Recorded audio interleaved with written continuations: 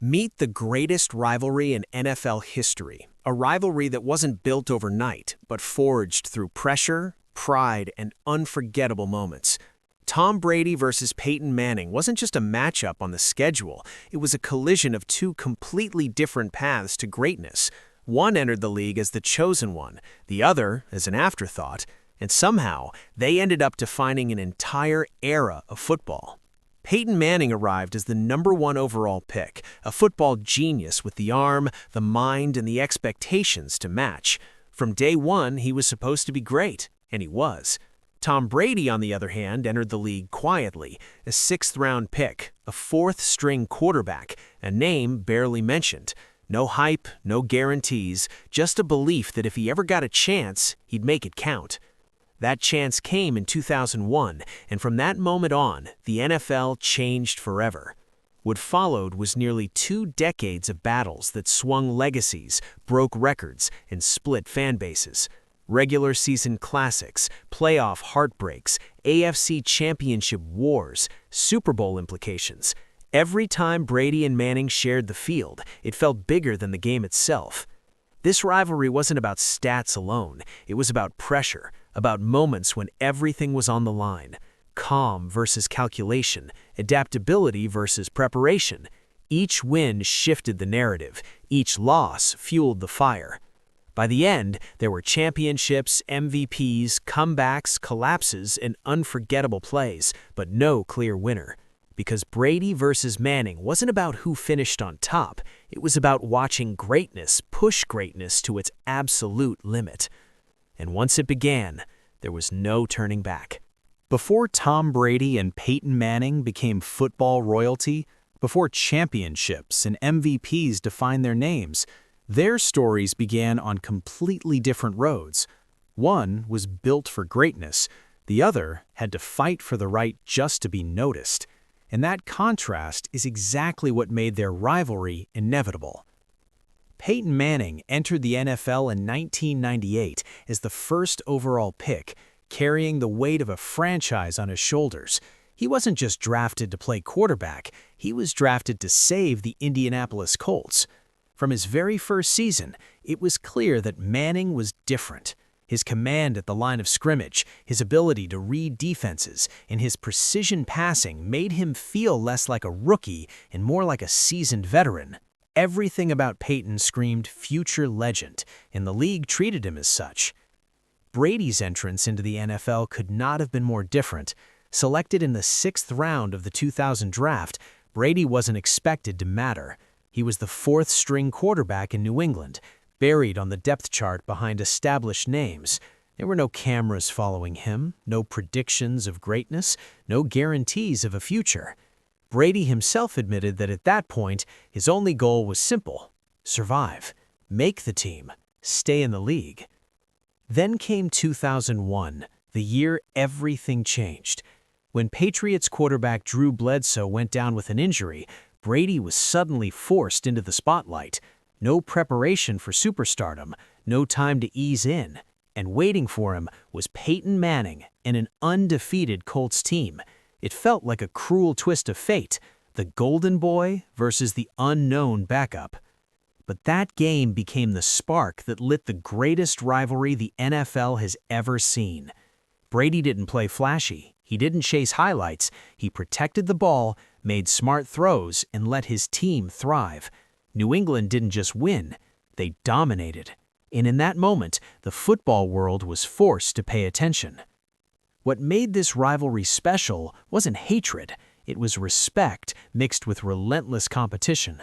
Manning represented preparation, perfection, and control. Brady represented adaptability, calm, in the belief that the moment would never be too big.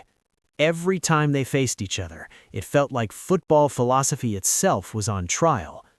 No one knew it then, but that first meeting wasn't just a game, it was the opening chapter of a story that would stretch across decades, reshape franchises, and turn Sundays into events. The underdog had arrived. The prodigy had found his mirror.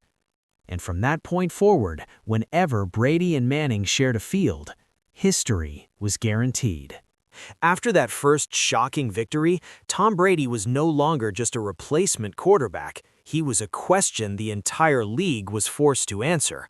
Was this a temporary spark, or had the Patriots uncovered something special?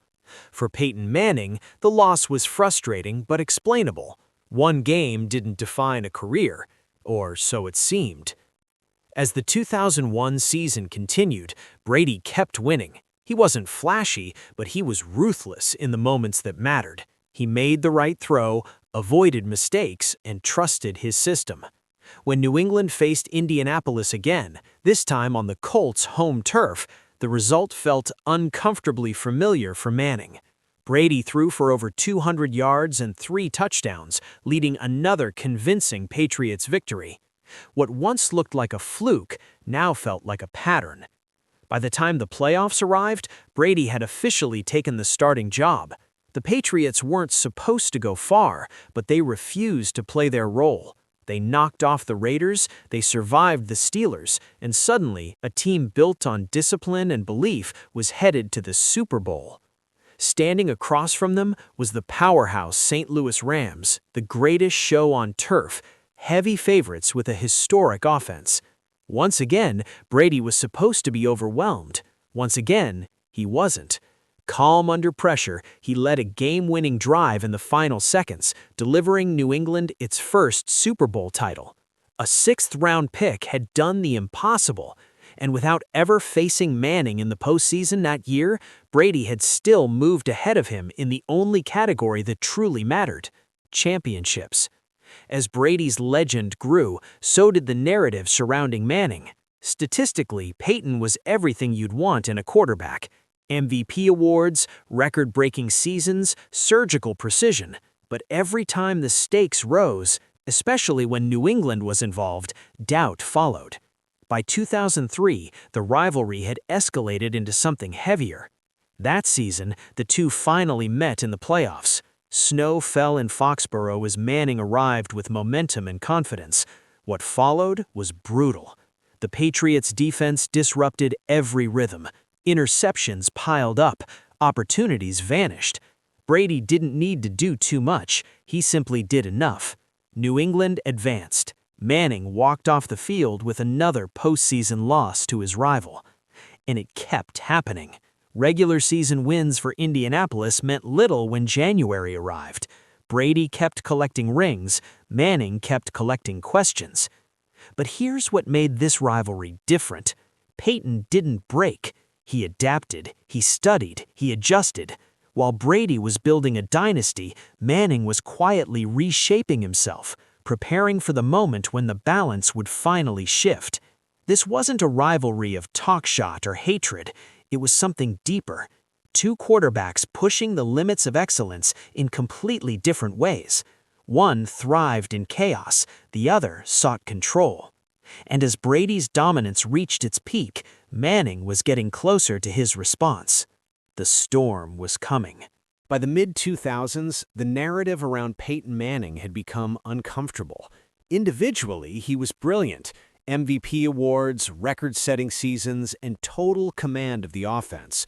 But when measured against Tom Brady, one question followed him everywhere. Why couldn't he win when it mattered most, especially against New England? Manning heard the noise, and instead of fighting it publicly, he rebuilt himself quietly. In 2005, the Colts entered a crucial matchup against the Patriots with a new mindset. No hesitation, no slow starts. Manning attacked immediately. Deep throws, early scores, total control.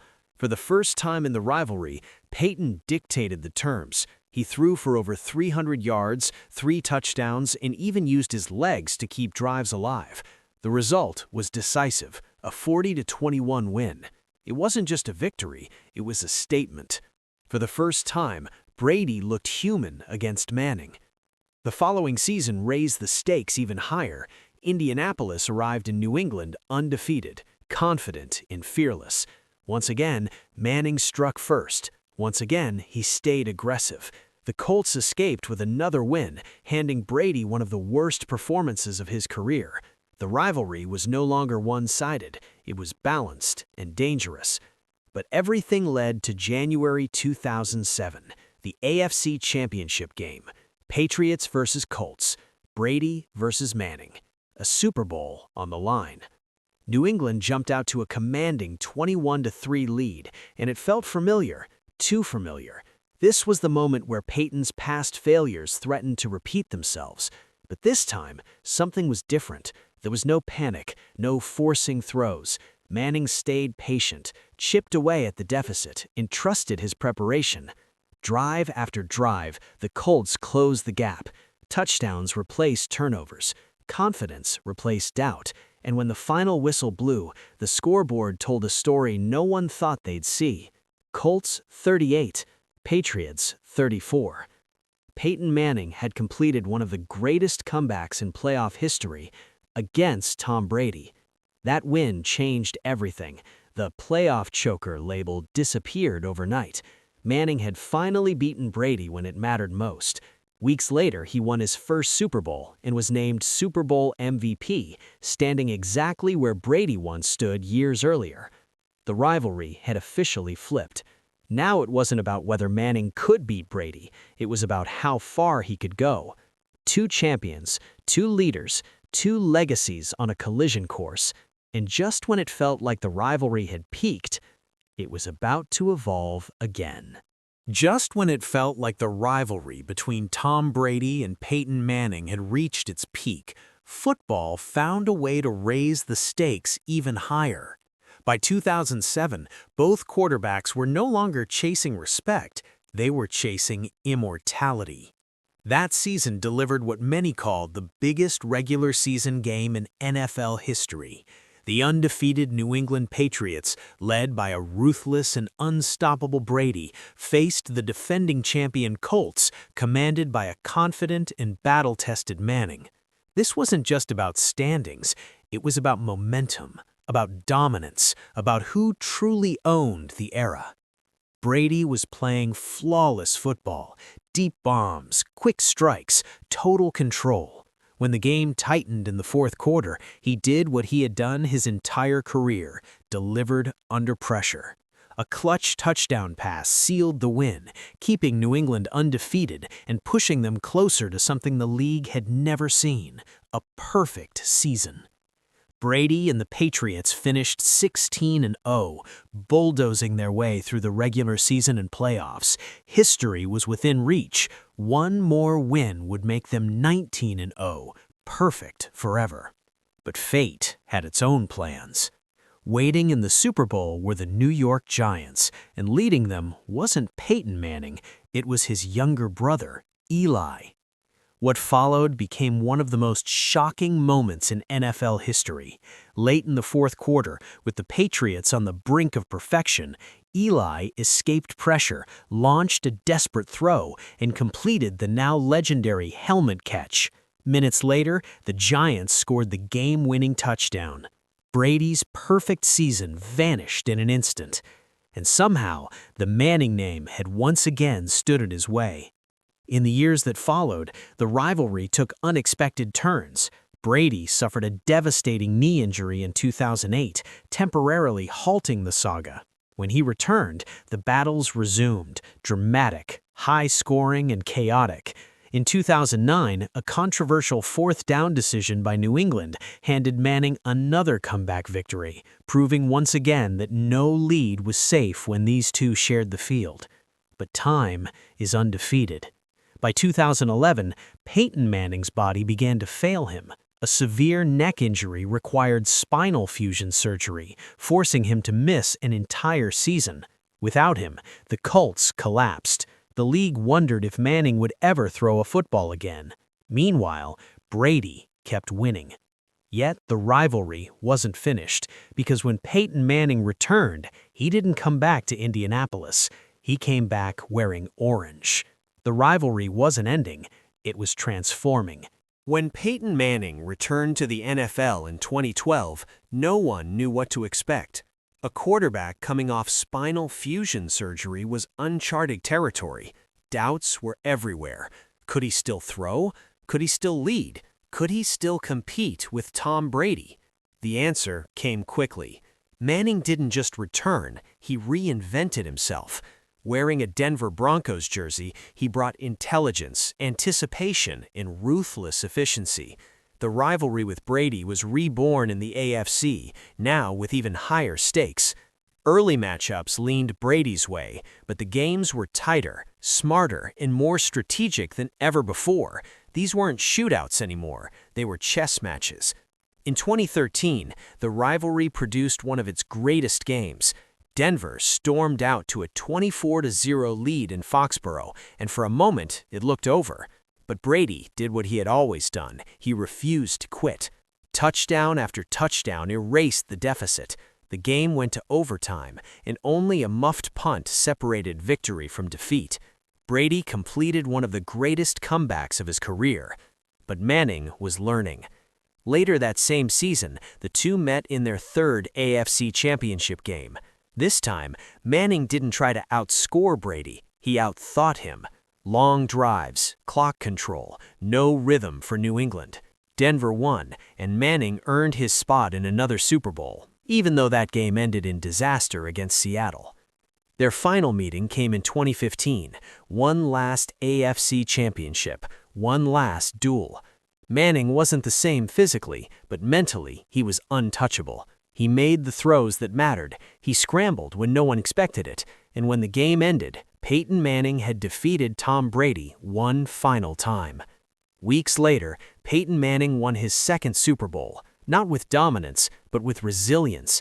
It was the perfect ending. When the rivalry ended, there was no clear winner. Brady finished with more Super Bowls, Manning finished with more MVPs. Both finished as legends, but together they gave football something rare, a rivalry built on respect, excellence, and moments that will never be repeated. Brady versus Manning didn't just define an era, it became one.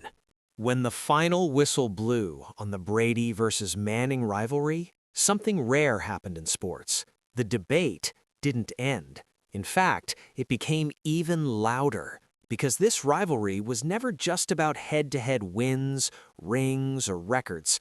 It was about how two completely different versions of greatness pushed each other to heights the NFL had never seen before.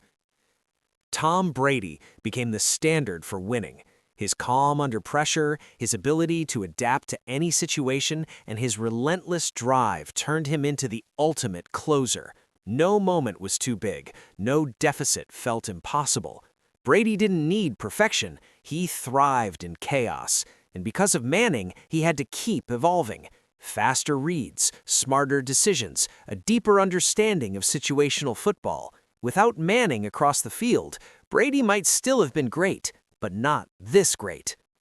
Peyton Manning became the standard for mastery. He treated football like a science. Every defense had a weakness, and he found it before the snap. His preparation redefined what it meant to be a quarterback, the audibles, the adjustments, the control. Manning didn't just play the game, he solved it. And because of Brady, he was forced to confront his greatest weakness, January football.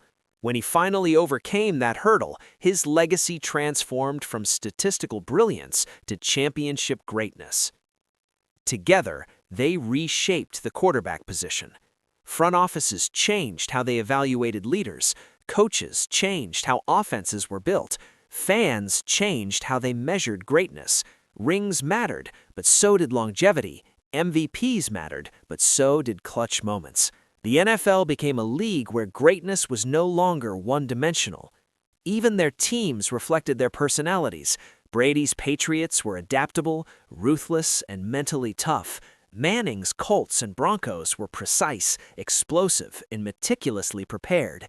Every matchup felt like a philosophical battle, chaos versus control, instinct versus calculation. And maybe that's why this rivalry will never be repeated.